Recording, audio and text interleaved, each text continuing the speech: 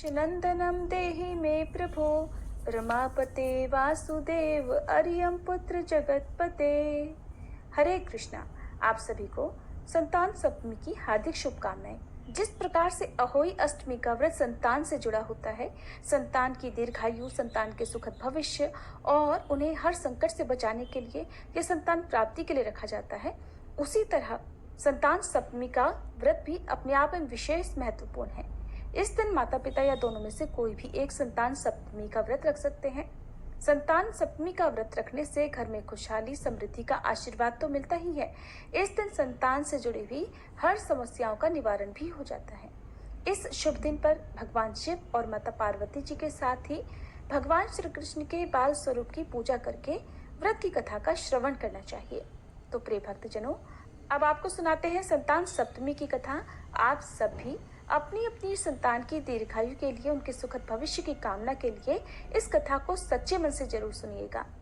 एक दिन महाराज युधिष्ठिर ने भगवान श्री कृष्ण से कहा, हे प्रभु, कोई ऐसा उत्तम व्रत बतलाइए जिसके प्रभाव से मनुष्यों के अनेकों सांसारिक क्लेश दुख दूर होकर वे पुत्र और पौत्रवान हो जाएं। ये सुनकर भगवान श्री कृष्ण बोले, हे राजन, तुमने बड़ा ही उत्तम प्रश्न किया है। मैं तुमको एक पौराणिक इतिहास सुनाता हूँ, ध्यान पूर्वक सुनो। एक बार लोमश ऋषि ब्रजराज की मथुरापुरी में वसुदेव जी के घर गए। ऋषि राज को आया देखकर वे दोनों अत्यंत प्रसन्न हुए और उनको उत्तम आसन पर बिठाकर उनका अनेक प्रकार से वंदन और सत्कार किया। फिर मुनि के चरणोदक से अपने घर और शरीर को पवित्र किया। वह प्रसन्न होकर उनको कथा सुनाने लगे।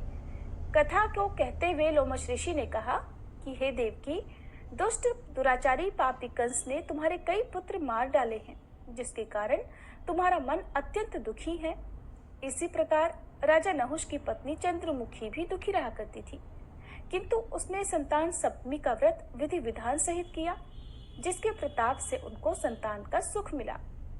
ये सुनकर देवकी जी ने हाथ जोड़कर मुनि से कहा, हे ऋषिराज, कृपा करके रानी चंद्रमुखी का संपूर्ण वृतांत और इस व्रत को विस्तार सहित मुझे बताइए, जिससे मैं भी इस दुख से मुक्ति पा सकूं। तब लोमश ऋषि ने कहा, हे देवकी, अयोध्या के राजा नहुष थे। उनकी पत्नी चंद्रमुखी अपने नाम के अनुरूप ही अत्यंत सुंदर थी। उनके नगर में विष्णुगुप्त नाम का एक ब्राह्मण रहता था, जिसकी पत्नी का नाम भद्रमुखी था। वह भी अत्यंत रूपवती और सुंदरी थी। रानी और ब्राह्मणी में अत्यंत प्रेम और मित्रता थी। एक दिन वे दोनों सरयू नदी में स्नान करने के लिए गईं। वहां उन्होंने देखा कि अन्य बहुत सी स्त्रियां सरयू नदी में स्नान करके निर्मल वस्त्र पहनकर एक मंडप में शंकर जी और पार्वती जी की मूर्ति स्थापित करके पूजा कर रही थी। रानी और ब्राह्मणी ने ये देखकर उन स्त्रियों से पूछा कि बहनों, तुम ये किस देवता का और किस कारण से पूजन व्रत आदि कर रही हो?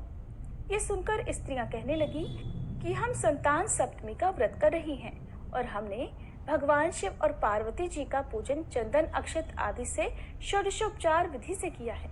ये सब इसी पुण्य व्रत का विधान है। यह सुनकर रानी और ब्राह्मणी ने भी इस व्रत को करने का मन ही मन संकल्प लिया और फिर वे दोनों अपने घर वापस लौट आई। ब्राह्मणी भद्रमुखी तो इस व्रत को नियम पूर्वक करती रही, किंतु रानी चंद्रमुखी राजमद के कारण कभी इस व्रत को करती, कभी नहीं करती, कभी भूल हो जाती। कुछ समय के बाद दोनों की मृत्यु हो गई। अपने दूसरे जन्म में रानी बंदरिया और ब्राह्मणी ने मुर्गी की योनि पाई, परंतु ब्राह्मणी मुर्गी की योनि में भी कुछ नहीं भूली और भगवान शंकर तथा माता पार्वती जी का ध्यान करती रही। उधर रानी बंदरिया की योनि में भी सब कुछ भूल गई। कुछ समय के बाद दोनों ने ये देह भी त्याग दी। अब इनका तीसरा जन्म फिर से मनुष्य योनि में हुआ। उस ब्राह्मणी ने एक ब्राह्मणी के यहाँ कन्या के रूप में जन्म लिया और उस ब्राह्मण कन्या का नाम भूषणा देवी रखा गया तथा विवाह गोकुल निवासी अग्निशील ब्राह्मण से कर दिया गया। भूषणा देवी इतनी सुंदर थी कि वह आभूषण रहित होते हुए भी अत्यंत सुंदर लगती थी। यहाँ तक कि कामदेव की पत्नी रति भी उसके सम्मुख लजाती थी। भूषणा देवी के अत्यंत सुंदर, सर्वगुण संपन्न, चंद्रमा के समान धर्मवीर, कर्मनिष्ठ, सुशील स्वभाव वाले 8 पुत्र हुए। ये सब भगवान शिव के इस दिव्य और पावन व्रत का ही पुनीत फल था। दूसरी ओर शिव विमुख रानी के गर्भ से अब भी कोई पुत्र नहीं हुआ। वह निसंतान दुखी रहने लगी। रानी और ब्राह्मणी में जो प्रीति पहले जन्म में थी वो अब भी बनी रही। रानी जब वृद्धावस्था को प्राप्त होने लगी तब उसके गूंगा, बहरा और बुद्धिहीन अल्पायु वाला एक पुत्र हुआ। वह भी 9 वर्ष की आयु में इस क्षण भंगुर संसार को छोड़कर चला गया। अब तो वह रानी पुत्र शोक से अत्यंत दुखी और व्याकुल रहने लगी। दैव योग से भूषणा देवी ब्राह्मणी रानी के यहाँ अपने पुत्रों को लेकर पहुंची। रानी का हाल सुनकर उसे भी बहुत दुख हुआ, किंतु इसमें किसी का क्या वश। कर्म और प्रारब्ध के लिखे हुए को तो स्वयं ब्रह्मा जी भी नहीं मिटा सकते। रानी कर्मच्युत थी, अपने संकल्प को भूल गई थी, इसी कारण उसे दुख भोगना पड़ा। इधर रानी ब्राह्मणी के इस वैभव और 8 पुत्रों को देखकर उससे मन में ईर्ष्या करने लगी और उसके मन में पाप उत्पन्न हो गया। उस ब्राह्मणी ने रानी का दुख दूर करने के निमित्त अपने 8 पुत्र रानी के पास छोड़ दिए।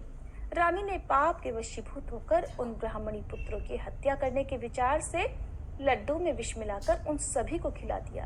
परंतु भगवान शंकर और माता पार्वती की कृपा से एक भी बालक की मृत्यु नहीं हुई।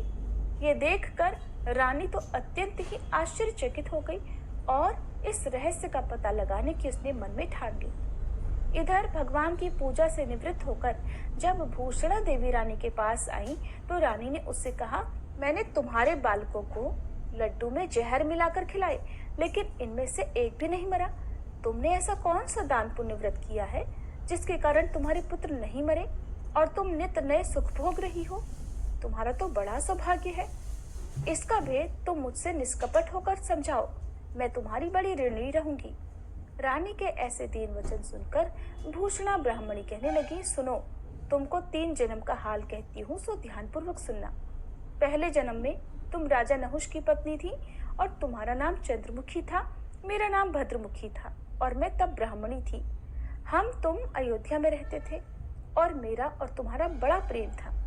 एक दिन हम तुम दोनों सरयू नदी में स्नान करने गई और दूसरी स्त्रियों को संतान सप्तमी का उपवास, शिव जी का पूजन अर्चन करते देखकर हमने भी इस उत्तम व्रत को करने की प्रतिज्ञा की थी, किंतु तुम सब भूल गई और झूठ बोलने का दोष तुमको लगा, जिसे तुम आज भी भोग रही हो।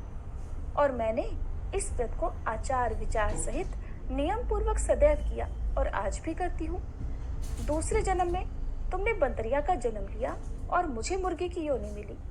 भगवान शंकर की कृपा से इस व्रत के प्रभाव तथा भगवान को इस जन्म में भी मैं नहीं भूली और निरंतर उस व्रत को नियमानुसार करती रही।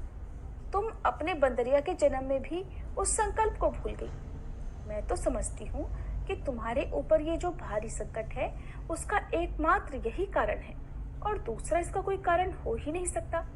बहन, इसीलिए तो मैं कहती हूँ कि आप सब भी संतान सप्तमी के व्रत को विधि सहित करिए, जिससे आपका ये संकट दूर हो जाएगा।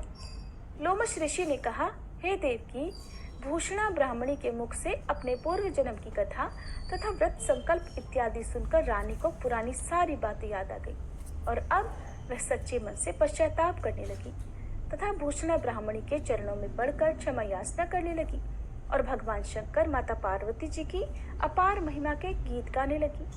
उस दिन से रानी ने नियमानुसार संतान सप्तमी का व्रत किया, जिसके प्रभाव से रानी को संतान सुख भी मिला और संपूर्ण सुख भोग कर रानी शिवलोक को गई।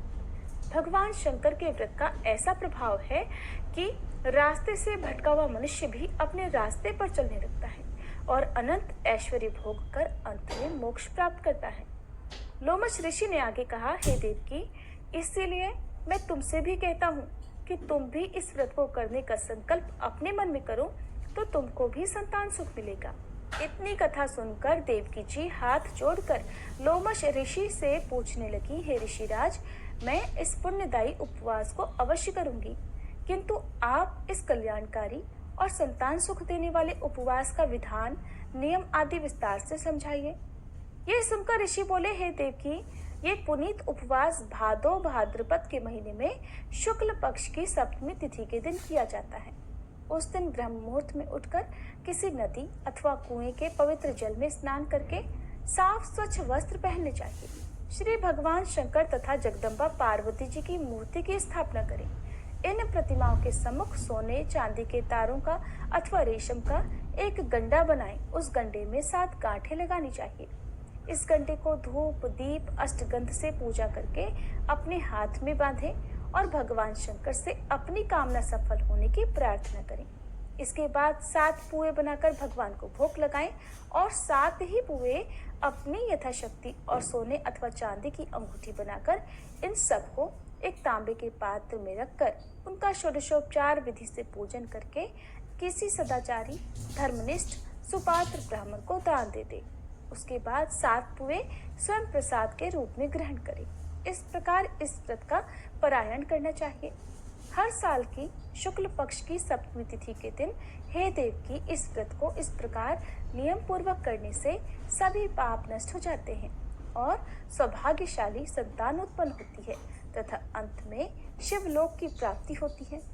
लोमश ऋषि कहते हैं, हे देवकी, मैंने तुमको संतान सप्तमी का व्रत संपूर्ण विधान विस्तार सहित वर्णन किया है। उसको अब तुम नियम पूर्वक करो जिससे तुमको उत्तम संतान मिलेगी। इतना कहकर भगवान आनंद कंद श्री कृष्ण ने धर्मावतार युधिष्ठिर महाराज से कहा, हे युधिष्ठिर, लोमश ऋषि इस प्रकार हमारी माता देवकी को शिक्षा देकर चले गए। ऋषि के कथन अनुसार फिर हमारी माता देवकी ने इस व्रत को नियमानुसार किया, जिसके प्रभाव से हम उत्पन्न हुए। यह व्रत विशेष रूप से स्त्रियों के लिए कल्याणकारी है, परंतु पुरुषों को भी समान रूप से कल्याणदायक है। संतान सुख देने वाला, समूल पापों का नाश करने वाला ये उत्तम व्रत है, जिसे स्वयं भी करें और दूसरों से भी कराएं। नियम पूर्वक जो कोई इस व्रत को करता है और भगवान शंकर तथा माता पार्वती की सच्चे मन से आराधना करता है, निश्चय ही अमर पद प्राप्त करके अंत में वह शिवलोक को जाता है। तथा समाप्त। प्रेम से बोलिए भोले शंकर भगवान की जय।